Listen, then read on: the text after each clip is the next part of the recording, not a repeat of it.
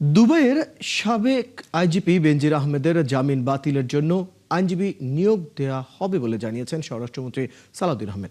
আর পররাষ্ট্র প্রতিমন্ত্রী বলেছেন, বেনজিরকে দেশে ফিরিয়ে আনার আইনি প্রক্রিয়া বিচারের মুখোমুখি করতে কাজ করছে সরকার। এদিকে দুদক বলছে, সাবেক আইজিপিকে দেশে ফেরানোর বিষয়ে দুদকের কোনো গাফলতি ছিল না। মিল্টন আনোয়ারের প্রতিবেদন।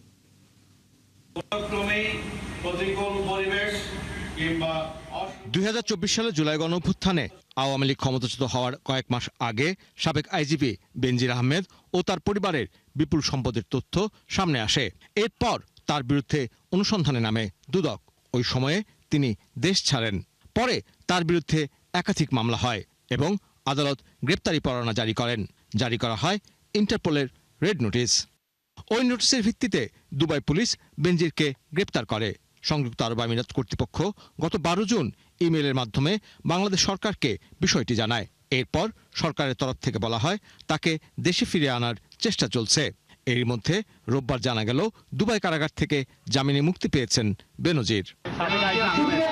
সাবেক আইজিপির মুক্তির প্রতিক্রিয়ায় স্বরাষ্ট্রমন্ত্রী জানিয়েছেন, জামিন বাতিলে দুবাইতে ল ফার্ম নিয়োগ করছে সরকার। দ্রুতই তাকে দেশে ফিরিয়ে আনা হবে। আর পররাষ্ট্র প্রতিমন্ত্রী জানালেন, বেনজির আহমেদকে দেশে ফিরিয়ে আনতে সংযুক্ত আরব আমিরাত সরকারের সঙ্গে বাংলাদেশের যোগাযোগ অব্যাহত রয়েছে। তাকে দেশে ফিরিয়ে এনে বিচারের মুখোমুখি করা হবে। আমি খবর পেয়েছি তাকে অন কন্ডিশন এখানে তার লিভ না করার শর্তে বেল দিয়েছে। কি শর্ত আমি সার্টিফাইড কপিটা জোগাড় করতে বলেছি এবং আমাদের যে ল ফার্ম নিয়োগ হয়েছে তাদেরকে আমরা ইনস্ট্রাকশন দিয়েছি যেন এই বেল ক্যান্সেলেশনের জন্য তারা পার্সু করে। বাংলাদেশ সরকারের সাথে সংযুক্ত আরব আমিরাতের সরকারের যে যোগাযোগ চলছে এবং কাগজপত্র আদান প্রদান হয়েছে। তারা কিছু তথ্য আমাদের কাছ থেকে স্পেসিফিক জানতে চেয়েছে স্বরাষ্ট্র মন্ত্রণালয় এবং পররাষ্ট্র মন্ত্রণালয়ের কাছ থেকে। সেটা আমরা তাদেরকে সরবরাহ করেছি, কাজ চলছে। আমরা আশা করছি খুবই শীঘ্রই এই অভিযুক্ত আসামিকে বেনজিরকে ঢাকায় বাংলাদেশে ফিরিয়ে এনে তার বিচার কাজ এখানে সম্পন্ন করা যাবে। এদিকে দুবাইয়ে বেনজির আহমেদের মুক্তির বিষয়ে দুর্নীতি দমন কমিশনের কাছে আনুষ্ঠানিক তথ্য বা কাগজপত্র নেই বলে জানান সংস্থার মহাপরিচালক মীর মোহাম্মদ জয়নুল আবেদিন শিবলি। বেনজিরের মামলার বিষয়ে দুদকের কোনো গাফিলতি ছিল না বলেও তার দাবি।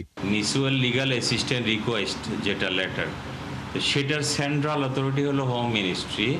আমরা হোমে পাঠাই, হোম থেকে সেটা আপনার ফরেন মিনিস্ট্রি হয়ে সেটা সংশ্লিষ্ট দেশে যায়। তো এখন আইনগত যে বিষয়গুলি আছে নিশ্চয়ই সবাই মিলে আমরা খতিয়ে দেখব। মানে আমাদের এখান থেকে যা যা পাঠানোর যা করার আমরা সবই করেছি, এটুকু বলতে পারি। পুলিশ সদর দপ্তরও জানিয়েছে, পুলিশের সাবেক মহাপরিদর্শক বেনজিরের মুক্তি বা ছাড়া পাওয়ার বিষয়ে তাদের কাছে কোনো তথ্য নেই। মিল্টন আনোয়ার, ৭১, ঢাকা। ঢাকার চারপাশের নদীপথে আবারও ওয়াটার বাস চালুর সিদ্ধান্ত নিয়েছে সরকার। প্রকল্পটি এবার বেসরকারি খাতে তুলে দেওয়ার সিদ্ধান্ত হয়েছে। তবে অতীতে এটি কেন সফল হয়নি তাও খতিয়ে দেখার নির্দেশনা দিয়েছেন প্রধানমন্ত্রী তারেক রহমান। রোববার এমনটা জানান সড়ক, নৌ ও রেলমন্ত্রী শেখ রবিউল আলম। ১১০ কিলোমিটার পানিপথে ৪২৪টি স্থানে নদী দূষণ বন্ধে কার্যকর পদক্ষেপ নেওয়ার কথাও জানিয়েছেন ঢাকা সিটি কর্পোরেশনের 2 প্রশাসক। আরও জানাচ্ছেন সাজিদ সরকার। রাজধানীর সড়কে মানুষের চাপ কমাতে এবং বিকল্প গণপরিবহন ব্যবস্থা গড়ে তুলতে ঢাকা ঘিরে আবারও ওয়াটার বাস চালুর সিদ্ধান্ত নিয়েছে সরকার। ঢাকার চারপাশে ১১০ কিলোমিটার পানিপথ ব্যবহারের নতুন পরিকল্পনা নিয়ে রোববার প্রধানমন্ত্রী তারেক রহমানের সঙ্গে বৈঠক করেছেন সংশ্লিষ্ট মন্ত্রণালয়ের মন্ত্রীসহ ঢাকার 2 প্রশাসক। বৈঠক শেষে সড়ক, নৌ ও রেলমন্ত্রী শেখ রবিউল আলম জানান, বিগত সরকারের আমলে এই প্রকল্পে 10 বছরে লোকসান হয়েছে ৫৭ কোটি টাকা। এবার তুলে দেওয়া হবে বেসরকারি খাতে। প্রতিবন্ধকতা অনেক আছে, দূষণ আছে এবং এই রুটটাকে যাত্রী বান্ধব করে কিভাবে ওয়াটার বাস চালু করা যায়, যার ফলে যাত্রীরা যাতায়াতও করতে পারে, আবার বিনোদনও পায়, পর্যটনটা উৎসাহিত হয়, সেই লক্ষ্যে সমন্বিত মিটিং। বিভিন্ন নৌপথে নিচু ব্রিজের স্থানে বিকল্প ভাবনাও নতুন পরিকল্পনায় রাখা হয়েছে। আগামী 2 থেকে 3 মাসের মধ্যে চূড়ান্ত সিদ্ধান্ত নেবে সরকার। যেখানে রেল ব্রিজটা আছে সেই রেল ব্রিজের এখানে গিয়ে চেঞ্জ হবে আপনি ব্রিজের এ পাশ থেকে ঘুরে আসলো, ওই পাশে এসে যদি কেউ থামে সেটা ক্রস করে পুনরায় বাসে উঠবে। ওইটুকু জায়গায় এই কনসিডারেশনে কোনো বিকল্প নেই। ঢাকার চারপাশে প্রথম নৌপথ চালুর সিদ্ধান্ত হয় 2004 সালে। এরপর 2010 এবং 2013 সালে একাধিকবার ওয়াটার বাস চালু হলেও যাত্রী সংকট, নদীর গভীরতা কমে যাওয়া, দূষণ, ঘাট ব্যবস্থাপনার দুর্বলতা এবং পরিচালনাগত লোকসানের কারণে সেবাটি বন্ধ হয়ে যায়। এজন্য আগের সীমাবদ্ধতাগুলো দূর করে নতুন উদ্যোগ চ্যালেঞ্জ বলে জানালেন ঢাকা সিটির 2 প্রশাসক। কারমাঙ্গি চর তো এটা পুরা চর, এটা মানে ইসের মধ্য দিয়েই এই আবর্জনা দিয়েই আজকের এইটা সৃষ্টি হয়েছে। তাই কাজে সেটাকে পাড়গুলো বেঁধে কিভাবে আবর্জনা যাতে নদীতে না ফেলে সেটার জন্য আমরা জনগণকে উৎসাহিত করব। এই নৌপথকে ব্যবহার করতে গেলে বিভিন্ন জায়গায় যেই জায়গায় সিটি কর্পোরেশন কিংবা অন্য গার্মেন্টসের যে কেমিক্যাল যে বর্জ্য পদার্থগুলো আছে সেগুলো নদীতে থেকে কিভাবে রোধ করা যায়, রোধ করে পানি দূষণ থেকে কিভাবে একটা সচল নদীকে তৈরি করা যায় সেই বিষয় নিয়ে মূলত কথা হয়েছে। যানজট নিরসনে বিশ্বের অনেক শহরে নদীপথ গুরুত্বপূর্ণ গণপরিবহন হিসেবে ব্যবহার হয়। ঢাকাতেও সেই সম্ভাবনা রয়েছে। তবে অতীতের ব্যর্থতা থেকে শিক্ষা নিয়ে এবার হয়তো কার্যকর হয়ে উঠবে ওয়াটার বাসের প্রকল্প, এমনই প্রত্যাশা সংশ্লিষ্টদের। সাজিদ সরকার, 71, ঢাকা। বিএনপি ন্যায় বিচার, আইনের শাসন এবং সামাজিক ইনসাফ প্রতিষ্ঠা করতে চায় বলে মন্তব্য করেছেন স্থানীয় সরকার, পল্লী উন্নয়ন ও সমবায় মন্ত্রী মহাসচিব মির্জা ফখরুল ইসলাম আলমগীর। রোববার ঠাকুরগাঁও জেলা আইনজীবী সমিতির সংবর্ধনা অনুষ্ঠানে প্রধান অতিথির বক্তৃতায় একথা বলেন তিনি। অনুষ্ঠানে মির্জা ফখরুল আরও বলেন, একটি দীর্ঘ লড়াই ও সংগ্রামের মধ্য দিয়ে একটি ফ্যাসিস্ট শাসন ব্যবস্থা থেকে বের হয়েছে বাংলাদেশ। এখন দেশে নতুন একটি সম্ভাবনার সৃষ্টি হয়েছে। দেশকে একটি গণতান্ত্রিক ব্যবস্থার উপর প্রতিষ্ঠা করতে হবে। আগামী দিনগুলোতে আমরা যেটাতে আমরা প্রতিশ্রুতিবদ্ধ যে আমরা ন্যায় বিচার প্রতিষ্ঠিত করতে চাই, আমরা আইনের শাসন প্রতিষ্ঠা করতে চাই এবং সমাজে ইনসাফ প্রতিষ্ঠা করতে চাই। এই বিষয়গুলো আমাদের মাথায় রাখতে হবে। ফ্যাসিস্ট একটা শাসন ব্যবস্থা থেকে বেরিয়ে আসতে সক্ষম হয়েছি, নতুন একটা সম্ভাবনা সৃষ্টি হয়েছে। সেই সম্ভাবনা হচ্ছে একটা গণতান্ত্রিক ব্যবস্থাকে সুদৃঢ় করা। গণতন্ত্র যদি চলে, গণতন্ত্র যদি প্র্যাকটিস হয়, তারা বাকি সব কাজগুলো হয়ে যায়। বিগত 17.5 বছর মজলুম থাকার পর বর্তমান সরকার নিজেরাই এখন জালিমে পরিণত হয়েছে, এমন অভিযোগ করেছেন জামাত ইসলামের আমির ডক্টর শফিকুর রহমান। তার দাবি, প্রশাসনের দলীয়করণ ও কোটা ফিরিয়ে এনে সরকার জাতির সঙ্গে প্রতারণা করছে। রোববার জাতীয় প্রেস ক্লাবে লেবার পার্টির আলোচনা সভায় তিনি অভিযোগ করেন, রক্তভেজা আন্দোলনে স্বৈরাচার থেকে মুক্তি মিললেও সরকার এখন ফ্যাসিস্টদের মতো আচরণ করছে। আর জানাচ্ছেন ইলিয়াস আকুন। রক্তাক্ত জুলাই আন্দোলন নিয়ে রোববার সকালে জাতীয় প্রেস ক্লাবে এই আলোচনা সভার আয়োজন করে বাংলাদেশ লেবার পার্টি। এই আলোচনায় সভাপতির বক্তব্যে দলটির chairman doctor Mustafizur Rahman Iran বলেন, দেশের শাসন ব্যবস্থার কাঠামো পরিবর্তনের লক্ষ্যে জুলাই আন্দোলন হয়েছিল, ব্যক্তির পরিবর্তনের জন্য নয়। বিএনপির প্রতি ক্ষোভ জানিয়ে তিনি বলেন, জুলাই সনদ বাস্তবায়নে দলটি প্রতারণা করেছে। সরকার পতনের আন্দোলনের দিকে এখন আমরা যাই নাই। আমাদের দাবিটা আপনারা পূরণ করেন। আমাদের দাবি হচ্ছে জুলাই সনদ বাস্তবায়ন করতে হবে, গণভোটের রায় বাস্তবায়ন করতে হবে। সভায় এলডিবির চেয়ারম্যান অলি আহমেদ সরকারের চারপাশে ঘিরে থাকা সুবিধাভোগীদের থেকে সরকারকে দূরে থাকার পরামর্শ দেন। দ্রব্যমূল্যের ঊর্ধ্বগতি ও খাদ্যে বিষাক্ত ভেজাল রোধে কঠোর আইনি ব্যবস্থা নেয়ার তাগিদ দেন তিনি। আপনার সাথে এখন কিছু লোক ঢুকে গেছে যারা মোসাদের সাথে কাজ করেছে, রয়ের সাথে কাজ করেছে। এরা আপনার লোক না। আমরা যারা আছি আমরা আপনার বিরুদ্ধে না। টুথপেস্ট যেগুলো আপনি প্রত্যেকদিন ব্যবহার করেন, এগুলির মধ্যে বিভিন্ন রকম ক্ষতিকারক জিনিসগুলি আছে। আমি মনে করি অন্যান্য দেশের মতো খাদ্যে যারা ভেজাল দেবে তাদের জন্য মৃত্যুদণ্ড হওয়া উচিত। এ সময় বর্তমান সরকারের তীব্র সমালোচনা করে জামাত আমির ডক্টর শফিকুর রহমান বলেন, রক্তভেজা আন্দোলনের মাধ্যমে স্বৈরাচার থেকে মুক্তি মিললেও সরকার এখন হুবাহু ফেসিবাদের রূপ ধারণ করেছে। আল্লাহ তাআলা আমাদেরকে মুক্তি দিলেন একটা রক্তভেজা আন্দোলনের মাধ্যমে। তারপরে এই স্মৃতি তাড়াতাড়ি ভুলে গিয়ে যে খাসলতটা ফ্যাসিস্ট সরকারের ছিল সেইটা আপনারা আবার ধারণ করতে যাচ্ছেন কেন? প্রশাসনের দলীয়করণের অভিযোগ তুলে তিনি বলেন, সচিব পদে দ্রুত পদোন্নতি দেওয়া হচ্ছে এবং সরাসরি দলীয় লোকদের নানা পদে বসানো হচ্ছে, যা কোনোভাবেই গ্রহণযোগ্য না। যে স্তরের স্থানীয় সরকারে নির্বাচন হয়ে নির্বাচিত প্রতিনিধিরা মানুষের সেবা করবে, সে সব জায়গায় আপনারা দলীয় লোকদেরকে, নেতাদেরকে বসাই দিচ্ছেন প্রশাসক হিসেবে। প্রশাসক বসাবেন, বসান, যদি খণ্ডকালীন বসাতে হয় সেখানে প্রশাসনের লোকদেরকে এনে বসান, দলীয় নেতাকে বসাতে হবে কেন? গণতন্ত্র পূর্ণ গঠন ও জুলাই বিপ্লবের প্রকৃত চেতনা বাস্তবায়নে সরকারের সদিচ্ছা দেখতে চান বিরোধী দলীয় রাজনৈতিক দলের নেতারা।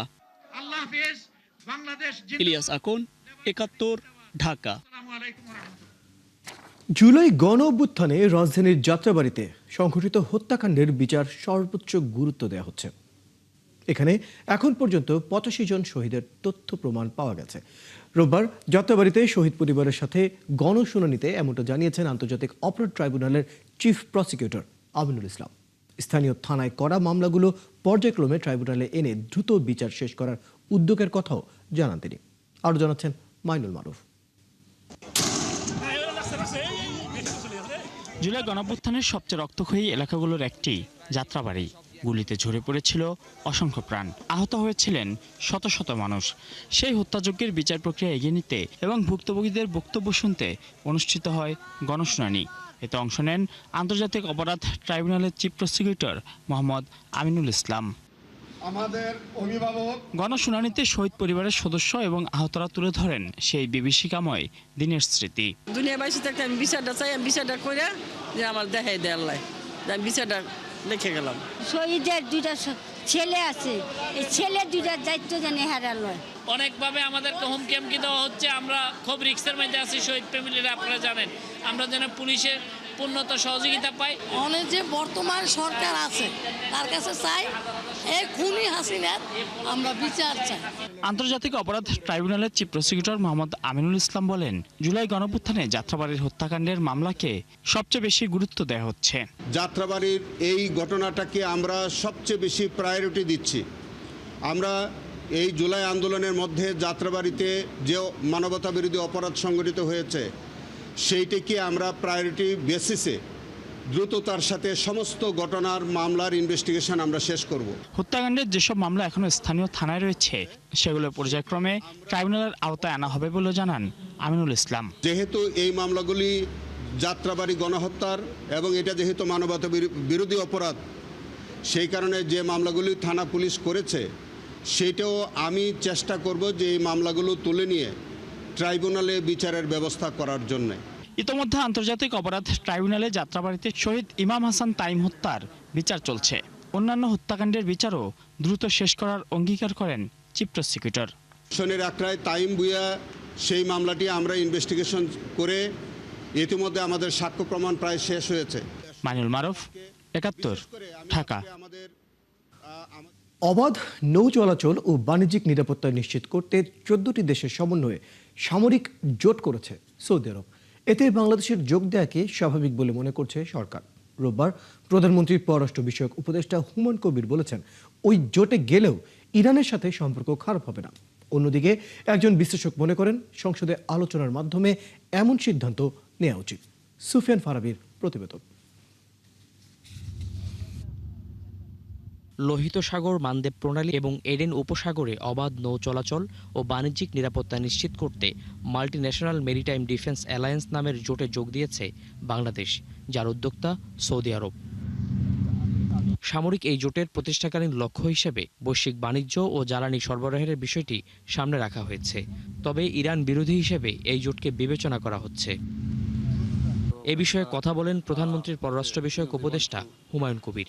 জানান, ইরানের সঙ্গে সম্পর্ক বজায় রেখে এই জোটে থাকবে বাংলাদেশ।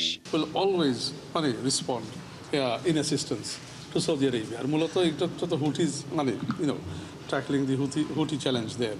ওইদিকে আমরা ইরানের সাথে তো কথাবার্তা বলছি। So this is not something to necessary to strike out Iran in any way. এদিকে সাবেক রাষ্ট্রদূত মাহফুজুর রহমান মনে করেন, সামরিক জোটে যাওয়ার মতো সিদ্ধান্ত নেয়ার পূর্বে সংসদে আলোচনা হলে আরও বেশি গ্রহণযোগ্যতা পেত। ভবিষ্যৎ পৃথিবীর একটা বাস্তবতাকে সমীকরণের মধ্যে নিয়ে সৌদি আরবের অনুরোধ রাখছে। তো সেইটা কতটুকু আমাদের জন্য উপযোগী হবে না হবে, ওই যে আমি যেটা বললাম, সেটা নির্ভর করে যে আমরা যদি আমাদের জনগণ তাদেরকে এই সিদ্ধান্তের সঙ্গে এক কাতারে রাখতে পারি, সেই জন্যই এটা সংসদে আলোচিত হওয়া প্রয়োজন। তার মতে এই পদক্ষেপের ফলে ভবিষ্যতে অনিচ্ছাকৃত সংঘাতে জড়ানোর সম্ভাবনাও রয়েছে। সুফিয়ান ফারাবি, ৭১, ঢাকা। দক্ষ জনশক্তির মাধ্যমে সেবাকে আন্তর্জাতিক মানে উন্নীত করতে বাংলাদেশ ইন্টারন্যাশনাল হোটেল অ্যাসোসিয়েশন বিহাকে পরামর্শ দিয়েছেন বেসামরিক বিমান পরিবহন ও পর্যটন প্রতিমন্ত্রী মোহাম্মদ রাশেদুজ্জামান মিল্লাত। তিনি বলেন, এতে দেশের পর্যটন খাত বিকাশের পাশাপাশি অর্থনীতিতেও যোগ হবে বৈদেশিক মুদ্রা। রাতে বিহার 2026-28 বছরের নবনির্বাচিত কমিটির কাছে দায়িত্ব হস্তান্তর অনুষ্ঠানে তিনি এসব কথা বলেন। প্রতিমন্ত্রী বলেন, এ খাতের উন্নয়নে হোটেল নিবন্ধন প্রক্রিয়া সহজ করা, কর ও আমলাতান্ত্রিক জটিলতা কমানো হবে। পরে প্রতিমন্ত্রী ও বিহা প্রশাসকের কাছ থেকে দায়িত্ব বুঝে নেন নবনির্বাচিত president Naser Rahman MP, vice president Ahmed Yusuf Wali সহ পরিচালনা পর্ষদ।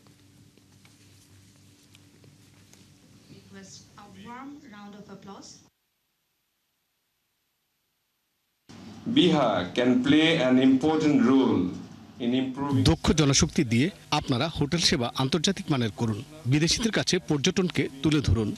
এতে দেশের অর্থনীতিতে বৈদেশিক মুদ্রা যোগ হবে, যা কর্মসংস্থান তৈরিতেও ভূমিকা রাখবে। মাননীয় প্রধানমন্ত্রী পর্যটন খাতকে গুরুত্ব সহকারে দেখছেন। আপনাদের সমস্যাগুলো সমাধান এবং সর্বাত্মক সহযোগিতা করা হবে। Encourage investment. শহীদ প্রেসিডেন্ট জিয়াউর রহমান ৭১-এ মহান মুক্তিযুদ্ধের মধ্য দিয়ে একটি স্বাধীন সার্বভৌম রাষ্ট্র এনে দিয়েছেন বলে মন্তব্য করেছেন বিএনপির ভাইস চেয়ারম্যান ও মোহামেডান স্পোর্টিং ক্লাবের সভাপতি বরকতুল্লাহ বুলু। রোববার বিকেলে নোয়াখালীর বেগমগঞ্জ রাজগঞ্জে শহীদ জিয়া স্মৃতি ফুটবল টুর্নামেন্টের উদ্বোধনী অনুষ্ঠানে এসব বলেন তিনি। বরকতুল্লাহ বুলু আরও বলেন, শহীদ প্রেসিডেন্ট জিয়াউর রহমান জীবন দিয়েছেন। বেগম খালেদা জিয়াও দেশের স্বাধীনতা ও সার্বভৌমত্ব রক্ষার প্রশ্নেও গণতন্ত্রের প্রশ্নে আপোষ করেননি। তাদের সন্তান তারেক রহমানও দেশের সার্বভৌমত্ব রক্ষায় কোনো বিদেশিদের সাথে আপোষ করবেন না। বিএনপি নেতা ইউসুফ মোল্লার সভাপতিত্বে এই সময় জেলা বিএনপির সাবেক সদস্য শমীমা বরকত লাকি, বেগমগঞ্জ উপজেলার বিএনপি আহ্বায়ক কামাখ্যা চন্দ্র দাস সহ আরও অনেকে উপস্থিত ছিলেন। শহীদ প্রেসিডেন্ট জিয়াউর রহমান আমাদের একটি মানচিত্র এনে দিয়েছেন, একটি পতাকা এনে দিয়েছেন, আমাদের একটি স্বাধীন সার্বভৌম রাষ্ট্র এনে দিয়েছেন। সেই কারণে 1971 সাল আমাদের বেসমেন্ট, 1971 সালে 30 লক্ষ শহীদের রক্তের সাথে যারা বেইমানি করবে তারাই বাংলাদেশের সাথে বেইমানি করে। রাজধানীর উত্তরখানে অতর্কিত হামলায় শিকার হয়েছেন ঢাকা উত্তর সিটি কর্পোরেশনের প্রশাসক মোহাম্মদ শফিকুল ইসলাম খান এবং ঢাকা 18 আসনের সংসদ সদস্য SM জাহাঙ্গীর হোসেন। ডিএনসিসির অভিযোগ, নেপচুন অ্যাক্সেসরিজ গার্মেন্টস মালিক পক্ষের লোকজন এই হামলা চালায়। দুদফা হামলায় অন্তত 15 থেকে 20 জন পরিচ্ছন্নতা কর্মী সহ কয়েকজন আহত হয়েছেন। বেশ কয়েকজনকে গ্রেফতার করেছে পুলিশ। আরও জানাচ্ছেন সবুজ মাহমুদ। রাজধানীর উত্তরখানের রাজাবাড়ী এলাকায় ঢাকা উত্তর সিটি কর্পোরেশনের 46 নম্বর ওয়ার্ডের সেকেন্ডারি ট্রান্সফার স্টেশনে হামলা করে নেপচুন অ্যাক্সেসরিজ গার্মেন্টসের কর্মীরা। প্রেস বিজ্ঞপ্তি দিয়ে এমন অভিযোগ করেছে ডিএনসিসি। এতে ডিএনসিসির 15 থেকে 20 জন পরিচ্ছন্নতা কর্মী আহত হন। তাদের মধ্যে গুরুতর আহত 4 জনকে ভর্তি করা হয় উত্তরার একটি হাসপাতালে। ফ্যাক্টরি থেকে আমাদের অতর্কিত হামলা করতেছে, আমাকে এখানে দেখেন বাড়ি দিয়েছে। ওরা দেশীয় পাইপ, SS পাইপ, দেশীয় পাইপ, ইট পাটকেল, কাঠ এগুলো নিয়ে ভিতরে সন্ত্রাসী বাহিনী নিয়ে বসে আছিল আগে থেকেই।